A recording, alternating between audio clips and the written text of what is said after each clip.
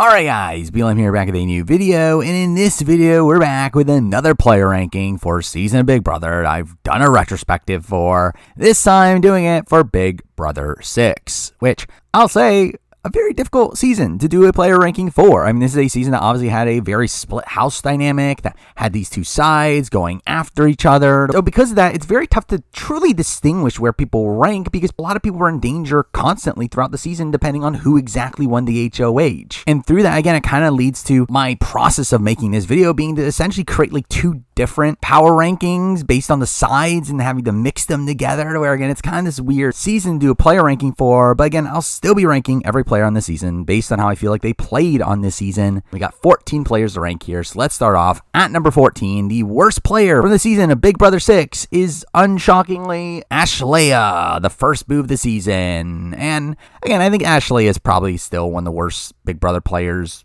ever. I mean, one that just seemed to come in, kind of annoyed people, also didn't really branch out to people beyond her initial group, to where she was pretty despised by people like a Cappy, people like an Avet. Well, also, again, didn't even talk to the HOH and Rachel, while also by the end of the week kind of just gave up and just spent all of her time with Janelle, to where, again, Ashley, I think, is a player here that didn't really have many skills for the game. I think it's pretty clear she was just there as the tag along to Janelle, and once she was down and out, she just kind of gave up, to where, again, I don't think Ashley is someone that really had that many skills for the game, someone that just simply never blended into this house. So again, I have her here at 14. Now number 13, another really bad player. Other player I'm even lower on after the rewatch, even though I was really low on him to begin with. But here we have Michael. And again, Michael's this player here that coming in, I think you would think he would have like a sliver of potential. Again, he's this kind of like somewhat normal guy that seems like he would be good at challenges. Obviously got into a showmance with Janelle. And again, on many seasons, you would see someone in this archetype kind of running the show. Yeah, this is a season where instead he was just instantly demonized. And obviously, again, I think he played a major factor into that, where, well, the show very much portrays this as he had this like unfair label put on him. It seeming like they're making up the fact that he actually harassed people. I mean, he also kind of sexually harassed people.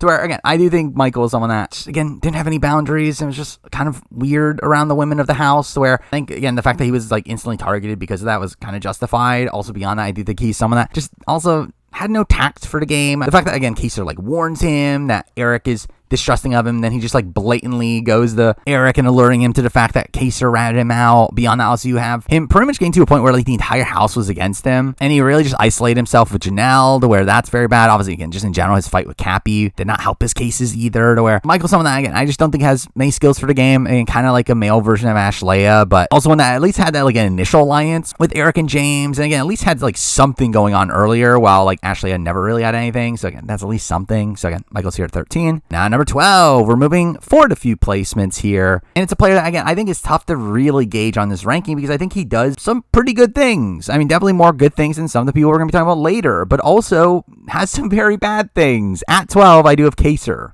And again, Quaser is someone that, again, I think his move in week 3 to really put together the Sovereigns and take the shot at Cappy, I think is a very impressive maneuver to pull off. Now again, was it the right call for him? I would say no. To a while, it would have been very difficult to get rid of Eric following that round had they not taken the shot at him there. I do think it probably would have been the better call to go for somebody that he has less personal ties to in the likes of a Maggie or an Avet. But really beyond that, his game is one where he's, again, just kind of on the bottom for the rest of the game. I mean, his first 2 weeks, he's literally on the bottom. On the block week 1, and to be fair, it does get saved by the fact that, again, he's at least more social than Ashlea, along the fact that Cappy was seemingly running things and obviously wanted to keep a guy around because of the lessened number of men in the house, where I think that's something that definitely helped Quaser as well. But again, week 2 is one where, again, he's once again on the bottom, while, again, he's not being targeted that round, specifically due to a deal he makes with Cappy. It's still a spot where, again, he's losing his partner in the game and also still not well situated for the following week, where he was going to be one of the targets 3 had he not won HOH, but then again, wins the HOH, makes that big move, and to fair gets a very unfortunate result in week 4, where, again, coming into week 4, again, it was essentially 50-50. It was both sides had equal numbers, were going to take shots at each other. And even in that spot, I do think Quaser gets a bit unlucky in the sense that he was not necessarily the number 1 target, where when it was him and James on the block, I do think there would have been a serious argument for James going home had he stayed on the block with Quaser. Though obviously once James won the veto, it kind of screwed Quaser over to where there's no way he was staying against Janelle. So again, I think he kind of gets screwed a bit during his actual boot round, but then he comes back and then plays it terribly. Where again, he obviously throws the comp to Jennifer, and while again, Jennifer is somebody that, had she been acting on her own accord, would have kept Quaser around. Quaser still obviously still fails at recognizing the incentives of the friendship side of things, and obviously ends up being blindsided there. No real chance to save himself. So again, I think that is like really actively bad play, and considering the fact that he was also on the bottom early on. Again, I do think it is tough to rank him that high, even though I think, again, the impressiveness of his week 3 move is pretty high. It's just the fact that everything else around him in his game is pretty lackluster. And again, considering he was evicted twice, like literally right away when he comes back, again, I think at the end of the day, I have to go for him here at number 12. Now, number 11. Now, I will say from number 11 on, I actually think this is a very difficult list. Again, I think that bottom 3 was kind of the easy bottom 3. However, I think from this point on, there is a pretty big gap in between Quaser and this next person. Moving on to a player that, again, doesn't really have any true highs in their game, but also gets a bit unlucky in how their game overall plays out. And at number 11, I do have Sarah. And again, Sarah's this player here that I think Sarah, for the most part, is just a very like passive player, where I think in most cases she probably makes it far. Obviously, probably not in a spot where she has that much win equity. But again, I think she's a type of player that isn't typically booted in the spot that she is, where she's largely booted in the spot that she is because she is James's girlfriend. And I think that is an aspect of Sarah's game here that is, again, tough to wrap your head around, because again, I think there's many reasons to think that, again, Sarah is someone that probably had a lot more longevity had she not been working alongside James. James is really the only reason why Sarah was targeted. Again, James's lies were the reason why Howie was eventually convinced to take a shot at James and Sarah. And also, again, Sarah was literally just nominated because of her connection to him, and it was eventually taken out because of her connection to him, to where, again, I think Sarah just gets very unlucky in that aspect of the game. But beyond that, again, Sarah's still a very passive player. I mean, Sarah's someone that just really never found herself in too many alliances. She kind of was just kind of on the outskirts of the game for a decent chunk of it. Sure, while she was very well liked, and again, no one was targeting her, she just simply was just there for those early portions of the game, to where even then she had like some sloppiness, which she ends up telling like Maggie that she's wary of Eric, which gets back to Eric, which isn't great. And though I will say beyond that, I do think actually she had a somewhat stable strategic mind in a spot where James would just, again, constantly just want to lie and lie and lie, where I feel like Sarah is someone that, again, was trying to rationalize to him that, yeah, we have to be honest, we have to actually side with this group, which while they were at the bottom of the Sovereigns, I do think that was the correct call to make, to where, again, I think Sarah is someone that, again, definitely has like some skill for the game in the sense that she is, again, very affable socially, and at least has a like stable strategic mind, but really outside that, not much going for her here outside the fact that she was very unlucky to be associated to James. Also someone that didn't really have much gusto in the game. So again, I have her here at number 11. Now number 10, moving on to someone I literally just talked about. We have James. And James is also a very difficult player to list here in the sense that James is someone that I actually think is one of the better players of the season, as in I think he was one of the most active strategic presences of the season, and probably was one of the most aware of the game that he ends up playing. However, at the same time, he was on the bottom for most of the season. It was being targeted constantly. And I think that's something that's a little bit tough to wrap my head around in the sense that, again, I think he's someone that was in this initial majority early on. Again, he was kind of alongside Eric. Mind you, Eric was kind of using him. And to be fair, James was using Eric as well. But again, it was still a spot where Eric was always wary of James, was always planning on taking a shot at him early on. And eventually, again, a shot is taken on him in week 3. But then obviously we have the formation of the Sovereigns. But again, I do think James plays that not great. Again, him constantly lying to Quaser initially. And again, I think he is very benefited from the fact that Quaser is, again, a somewhat rational strategic mind that Quaser ends up accepting him back in. But still, it's a spot where, again, they obviously make this move against Cappy, which, to be fair, I think is probably largely under James's direction, where he's the person to first bring up Cappy's name, and a move that definitely has rationale for James, though I think in retrospect he probably should have just gone for Maggie as someone that was just completely unwilling to work with him,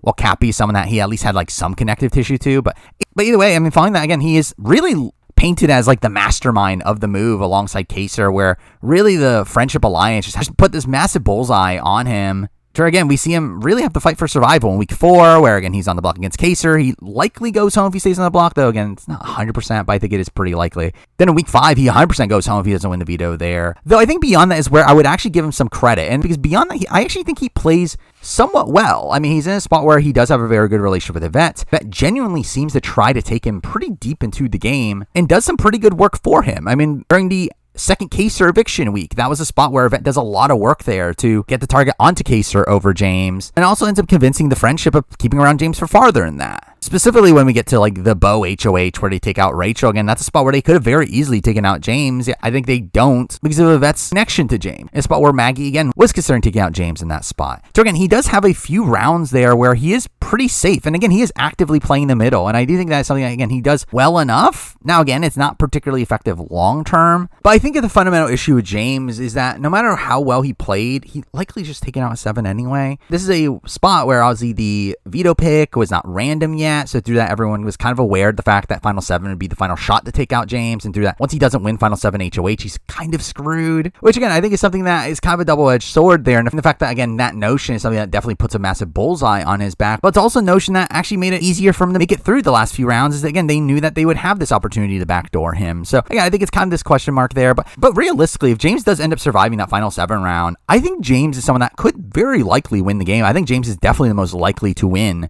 a jury vote of the sovereign side at that point. For a while, again, there was obviously a point where he was very demonized and hated by most of the house. He also is still someone that was, again, kind of in the middle of the two sides. So I do think had he gotten to the end against a sovereign member, I do think the friendship would have likely given him the win by that point, which, again, his plan was to go to the end against Janelle, who is, again, seemingly one of the biggest goats on the board. So again, I think James is a player that, again, definitely has a very flawed game, definitely was targeted throughout most of the game. Again, I think he has some decent navigation through the game in the middle portions of it, and also was at least a very strategically active player and was actually playing in his best interest towards the end, where while I think, again, he probably lies too much, and I do think Howie turning on him was something that, again, was largely based around how much James mishandled his relationship with the Sovereigns and just how openly and him just making too many promises for the other side. I do think he's still someone that, again, has some skills for the game, so he's here number 10. Now number 9, and now we're moving on to a player that, in retrospect, has some higher highs than I probably previously gave them credit for, though also has some pretty low lows that made them actually very difficult to actually rank on this list. Yet ultimately at number 9, I ended up going with Jennifer. And Jennifer's this player here that actually, my respect for her game in the process of making my retrospective actually did go up a decent chunk. I mean, she's somebody that I always remembered as a very sloppy player, one that, again, was pretty bad socially early on and was kind of pissing off Rachel for no reason. And obviously by the end, she makes a disastrous move of taking out Quaser, which just put this massive bullseye on her back in a spot where she was not even really that big of a target from the sovereign side at that point, to where, again, I think that was all disastrous play. But really, if we look at what happens in the middle of all that, I actually think Jennifer's game is like kind of okay. Like, she's in a spot where, yeah, she's not really the best situated within the friendship alliance. I do think, again, Maggie and like Avet and Bo and Maggie and April all had like better connections there, to where I think she's kind of on the bottom of that pecking order. But she's someone that, alongside April, was actually like kind of riding the middle for a decent chunk of that portion of the game. Like, we see her actually having a pretty decent relationship with Howie, and we see her and April really playing both sides during Howie's HOH week, where it actually is April and Jen that did some of the initial legwork into getting Howie to put up James, telling Howie about all the things James was saying about him. Beyond that, also, you have them debating taking out Avet together, to where, while, again, you can definitely criticize the fact that Jennifer then proceeds to pretend like she had nothing to do with that and seems like very unaware of her game. I still think it's a spot where Jennifer actually plays that middle portion of the game like kind of well-ish, and the fact that she's in the middle, but again, she just completely tanks her game by taking out Quaser, and she actively plays that situation so wrong. And again, that is this big struggle here of Jennifer's, the fact that, again, she just so actively tanks her own game in a way that is so blatantly obvious that it's such a detrimental move for her game. It's about where, obviously, again, James technically blows up his own game as well. Yeah, I feel like with James, it's not really a spot where it feels like he's like self-sabotaging his own game. And I feel like that is the debate here with Jennifer for me, is, again, this big debate here between her and James, the fact that I do think Jennifer's better positioned in the game than James for more of the season, probably was playing better at more points in the season than James, but at the same time was probably more at fault for the direct way that she ends up going out than James. And that led to a bit of a debate there. And again, I felt like Jennifer was just a very difficult player to rank, where initially I actually did have her below both James and Sarah. However, the more I did think about it, the more, again, I do think that portion of the game where she was playing well is still probably better than anything James actively did, and better than Sarah's extremely passive play, to where, well, again, she sinks her own game in a pretty astronomical way by the end. I did feel like the good parts of her game were good enough to put her here at number 9. Now, number 8. And number 8 is something that I think might be a little bit controversial considering people's very high opinions of this person.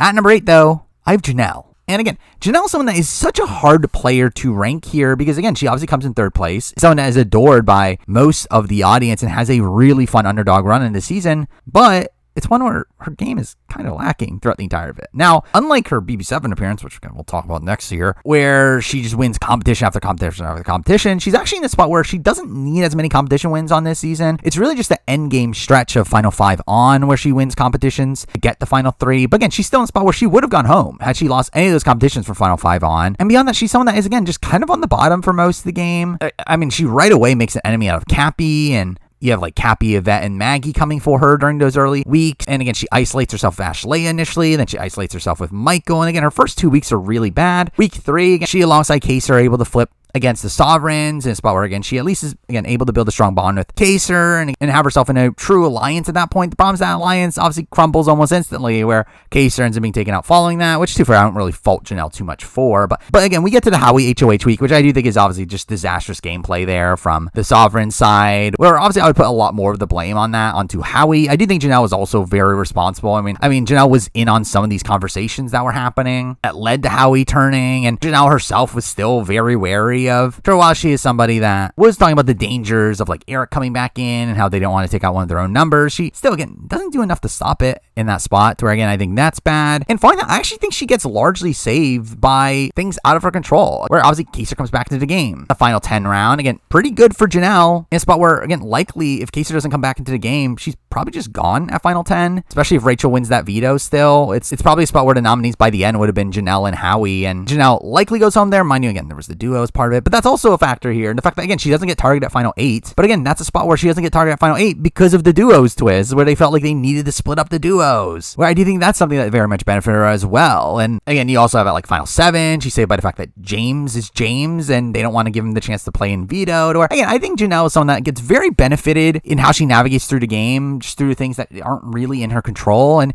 even when things are in her control, I don't know if she's playing that optimally, particularly taking out Jen during the final 9. Again, that was just a purely emotional move, one that doesn't even really do too much for her in the grand scheme of things, where while obviously Jen was coming for her, the entire friendship side was coming for her. And I think she should have taken a shot more at the core power structure of that. Again, one of the bigger blues in that alliance, like again in April, Maggie and Avet, again, waste that opportunity there. And same thing at final 6, where I think there were better calls to be making than taking out Avet or Bo, where I think April and Maggie were much more dangerous players, especially in a spot where Janelle had a decent relationship with Bo. So again, realistically, I think her game's just kind of bad for someone that made it to 8th place, especially not even taking into account here the fact that she has no win equity. And Janelle seemingly could not win the game. Again, it was just openly talked about how much of a goat she was from the early jury phase on. And again, James talked about dragging her to the end to win. Even the friendship members were talking about how they would have an easy win if they took Janelle to the end, but then and ultimately didn't do it because of how much they disliked Janelle. For a while, there was this like pact on, if you turn against the friendship, we won't vote for you. It was still a spot where like the friendship actively hated Janelle and did not want to award her to win. For a while, I do think she does some decent jury management towards the end of her game, particularly with April and trying to get April against Avet. I don't think it ultimately would have mattered, and I do think Janelle was, again, just in a losing position really the entire season. Again, never going to win a jury vote, had very sloppy navigation through the game, and just, again, played from the bottom for most of it. So, again, for me,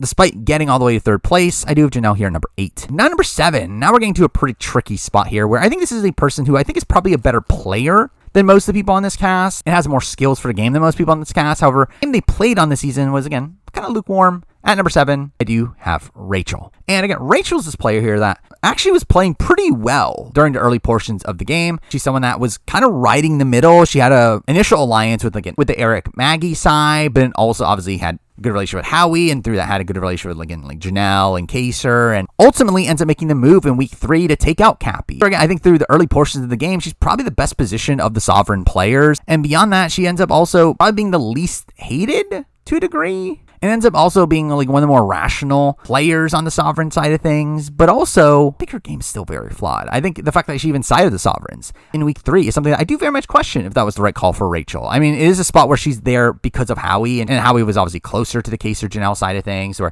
again, I think them flipping because of that was not that shocking, but I do think it's a move where, again, Cappy was definitely not the best target for Rachel. I mean, Cappy's someone that thought he had a very good relationship with Rachel, and her taking the shot at Cappy at that point is really kind of like lessening her options for no real reason, especially considering it's burning Maggie as well, someone that she also had a pretty decent relationship with. Though to be fair, again, she is pretty safe following that. Again, obviously there are just bigger targets on her side. Again, you have James and Quaser, who are always going to be targeted ahead of her. Janelle is likely to be targeted ahead of her. That is, and so I will say an aspect of this is the fact that she was kind of unfortunate in the fact that the duo's twist was revealed, as that's a spot where that puts puts a massive bullseye on Rachel and Howie as the last duo on their side, which again just increases the target on her back. So again, I do think a lot of the reason why she specifically goes home in the final 8 round is because they were just way more incentivized to be targeting Rachel and Howie than they were to be targeting Janelle. Or while they did look at Rachel as the more threatening player anyway, I think that notion was something that was further perpetuated by this duo twist being revealed. But that being said, again, by the time she ends up going out, she's not particularly liked by most of the players left in the game. The friendship, again, continued to demonize her. James got annoyed at her at points. So also, while I do think Rachel obviously had one of the better strategic minds of the Sovereign side, and obviously was, again, very adamant in the fact that we shouldn't be targeting James during Howie's HOH, she still fails at getting Howie to do so. And I think that is still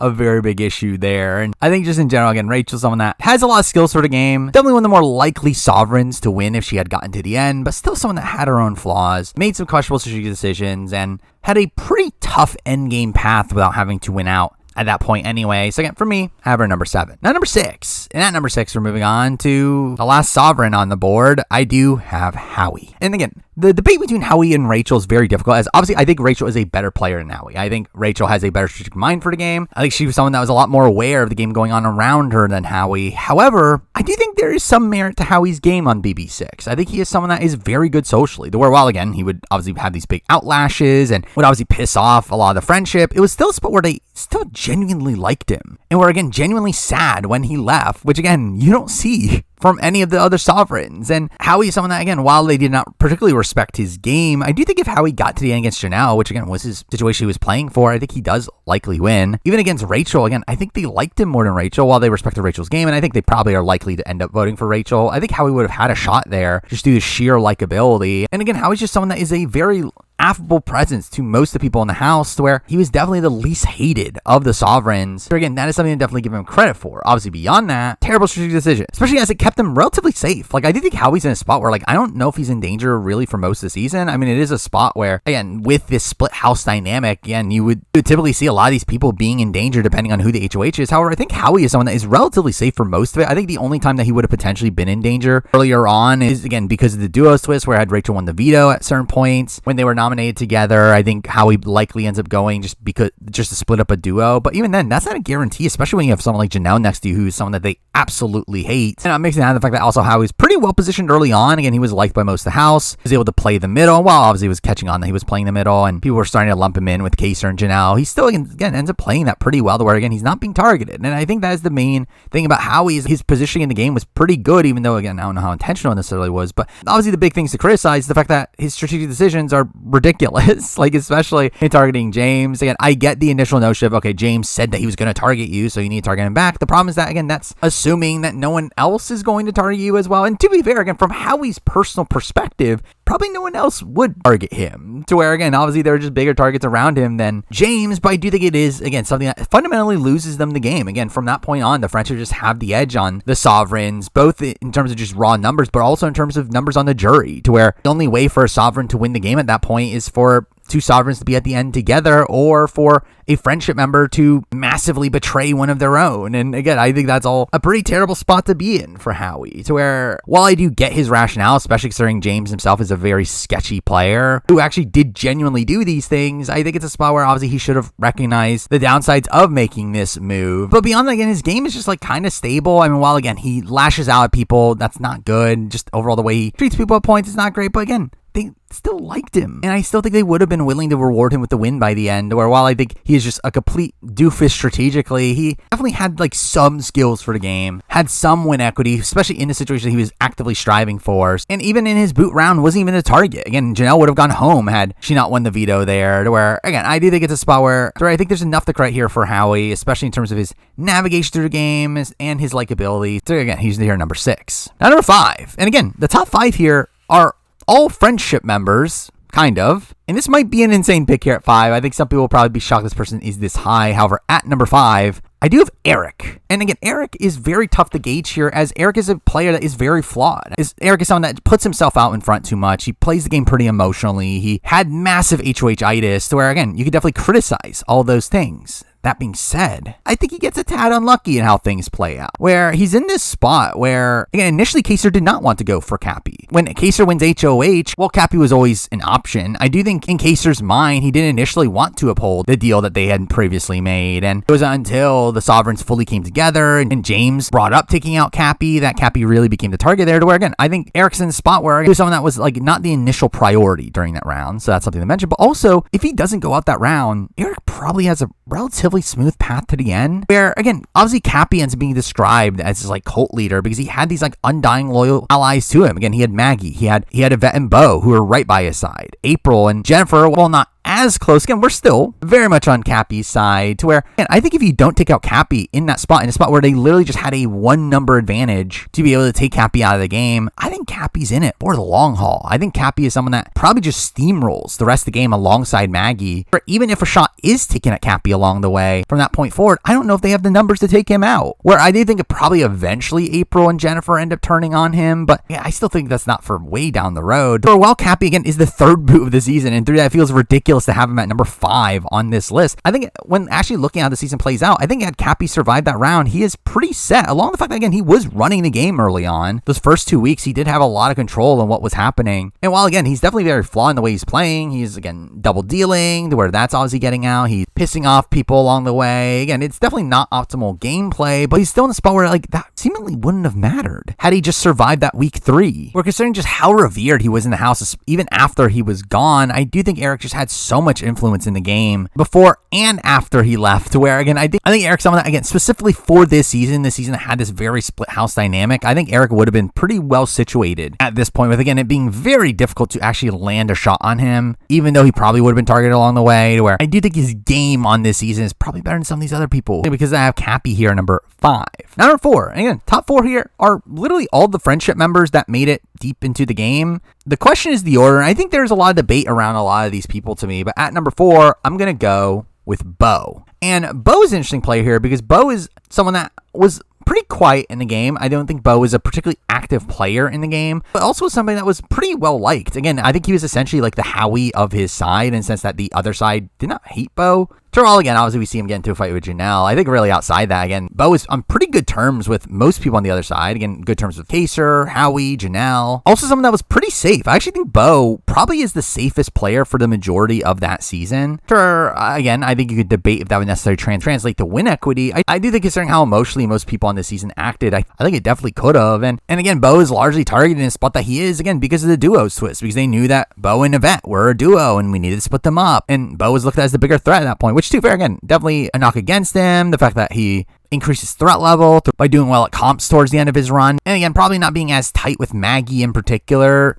as Avet and April were, to where it made him like the more expendable person from her side of things as well, to where, again, you definitely have some like nitpicks to be had in his end game stretch, but I do think for the most part, again, he was pretty safe throughout the most of the season, pretty well liked by the majority of the house, and again, on a season that was acting very emotional, I think he definitely would have had a lot of prospects to go on to win the game had he gotten to the end, which, again, he came relatively close to, but obviously the remaining 3 all made it deeper. So at the end of the day, I do a Bo here, number 4. Number 3, and again, the top 3 here are the 3 friendship members that made it to the top 4. That would have been the top 3 had Janelle not won a Final Four competition. However, again, the placements here was a bit of a debate. However, at number 3 here, I'm going to go with the runner-up of the season. We have Avet. And Avet is a very difficult player to assess here, in a sense that I think there's a lot of good and there's a lot of bad with Avet. Avet is a player that is obviously very confrontational, is someone that acts very emotionally at points, is somebody that kind of burns her own jury prospects by the end, where, again, through a while, I think, like, Rachel always had a better relation with Maggie than Avet. I do think Avet obviously just goes scorched earth on her towards the end, where that leads to her just losing all of her respect from Rachel. But still, it's a spot where Avet's loss is purely on her, especially considering she had an opportunity to throw the final HOH to Janelle, which would end up leading to her winning against Janelle, where, again, I think that's definitely something to criticize, but at the same time, I think there's a lot of pros here. I mean, the fact that, again, Avet almost beat Maggie in a 4-3 vote. Again, she got 3 votes for her. That's something to at least credit her for. You also have her being relatively safe in the game. Now, again, there were points where she was talked about as being targeted, but none of those really ever come through. I think the closest spot that she was to being taken out was during the Sarah eviction week, where that was a spot where April and Jennifer did talk about potentially flipping the vote onto her, though, again, that never really came to be. But, and she's someone that had this very good relationship with Cappy early on, was essentially his right-hand man. and then eventually end up having that same really strong relationship with Maggie that they took all the way to the end of the game. Also, again, being able to be the pair that end up going the longest alongside Bo. Also, again, having a very good relationship with James, and I think that ended up being kind of a potential secret weapon for her. To be fair, it also did burn her some trust within her own group. But again, she ends up doing some very effective work in keeping James around, getting Maggie and April to agree to not target James for a bit, even though, again, obviously it fell in deaf ears by the time of Final 7. Really, I think, again, the biggest negative for Avet is that she's Avet. The fact that she, again, just pisses off so many people along the way. And to be fair, I mean, like, Janelle was one of their biggest enemies, and Janelle still ends up voting for her by the end, but it still does end up definitely costing her jury votes, particularly from Rachel and potentially Howie as well. But I do think Avet's probably a better player than I gave her credit for before my rewatch. I think, again, she does do some things strategically. I think the issue is that, again, she kind of fell too into being super loyal to the friendship, to where, again, she ultimately ends up costing herself the game by the end, particularly with her being so gung-ho about going to the end of Maggie, to where, again, I think it's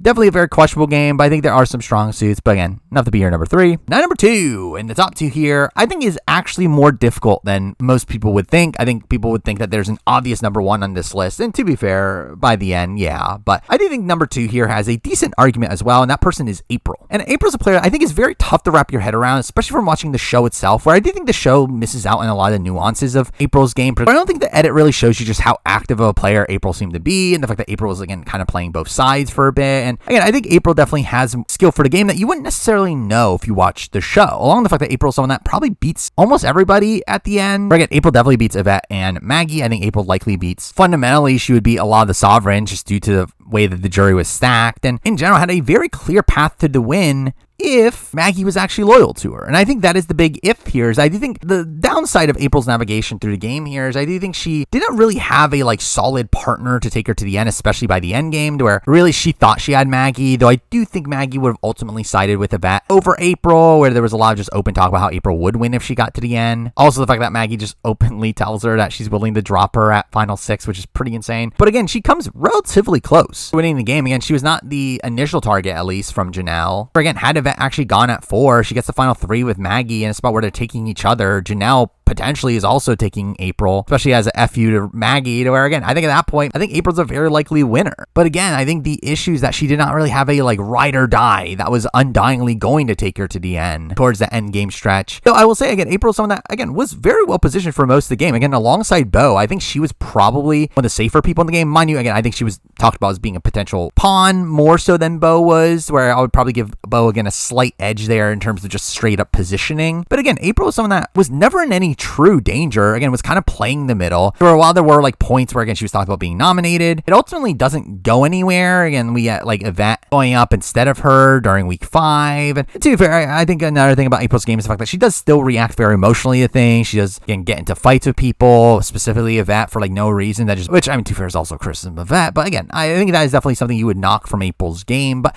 I still think April, again, plays the middle pretty well for those middle portions of the season. But obviously, Jen taking out Quaser kind of blows up Jen's game, and then she loses Jen, and at that point she's in a much rockier position, but even then, still relatively safe. Again, she definitely has other people being targeted ahead of her. Again, Bo and Avet are targeted as a duo ahead of her. Maggie is someone that is just outright hated by a good chunk of the rest of the house, where she's also a target ahead of her, to where, again, April is relatively safe. And I think, again, in the debate between her and obviously the eventual number 1, I think her being more safe from the other side of things, while also having more win equity, is really the main strengths of April's game at this point. But I do think ultimately the other person is probably just the better player, and also a person that better positioned within their own group, while also probably having a tad more influence. So again, at the end of the day, I do have April here number 2. Now number 1 player of BB6. What a shocker. It's the winner. We got Maggie. Now again, I do think Maggie is pretty overrated in most aspects of the game. I do think Maggie is someone that you hear a lot of talk about her nowadays, about how she was this cult leader, and a lot of talk about her as if she was this really savage, dominant strategic force, when really, I don't think that was the case. Maggie is someone that, again, mostly a dominant player by the end, I think, and played a game that I would classify as dominant, but I would not say that she was doing so particularly actively. I think she was actually doing so kind of accidentally, in the sense that, again, a lot of people give her credit for, really using Eric as this martyr harder to bring people around her when, like, that's not really what happened. Like, it's not like she was intentionally doing this. She just genuinely believed this. Like, I think she genuinely believed that Eric was this great person who got screwed out of the game and that the other people are bad people and that we need to take out the bad people. Where, again, it's not like this intentional thing from Maggie, which I think some people make it out to be nowadays. Where, again, I think she just genuinely believed that these other people were terrible human beings for being against her in the game and that we need the good people to win. And through that, again, Maggie's game is just very weird. Again, while she was very well positioned within her friendship side, again, she was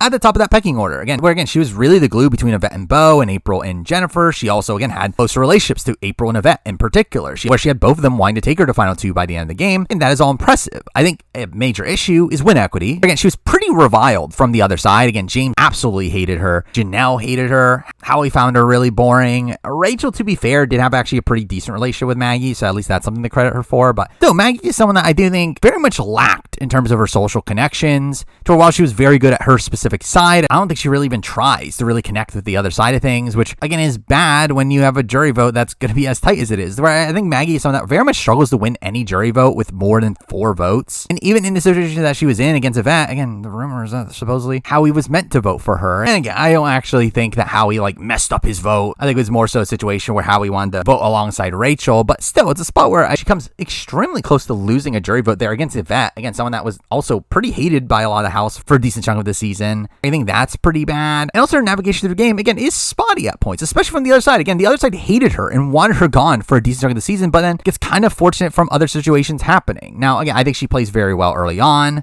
to the point where Cappy goes, where even in that spot, that's a spot where she's actually trying to sacrifice her game for Cappy. She isn't even trying to stay that week. It ends up obviously surviving, but she obviously wins HOH, a very fortunate situation for her considering she was, again, going to be the target the following week. Her side not won that HOH, but really her strongest play obviously comes following her HOH, where, again, she essentially is able to run Howie's HOH, where she's able to get Howie to agree to take out James and Sarah, something that is greatly beneficial to her, something that essentially leads to the friendship having this massive lead coming into the jury that ends up leading to them just having the numbers to win a jury vote, where they're going to have most of their members in a jury in a situation where it's a sovereign and a friendship at the end, while also just having the numbers to make it more likely that you're going to have 2 friendship at the end anyway. And I think Maggie getting Howie to turn against Sarah and James, again, is very impressive, though, again, it's another spot where, like, it's not her necessarily being deceptive, where I think, again, this is something that also people give her a lot of credit for, as if this is like this master stroke of that she was tricking Howie this entire time, when, like, no, I think she believed it. Like, this is her legitimately thinking that James and Sarah are monsters for the way that they're playing the game, and she was being genuine that they didn't deserve to be in the game at that point. And to be fair, again, it is beneficial for her to get rid of James. James is someone that is very anti-Maggie throughout really the entire season, but I do think it's, again, in a spot where Maggie rationalizes it to herself through, again, more emotional means more so than an actual strategic means. And really, I actually think the more impressive maneuver is probably the following week, where she obviously ends up being part of the reason why Quaser ends up going out, why Jennifer does it. Mind you,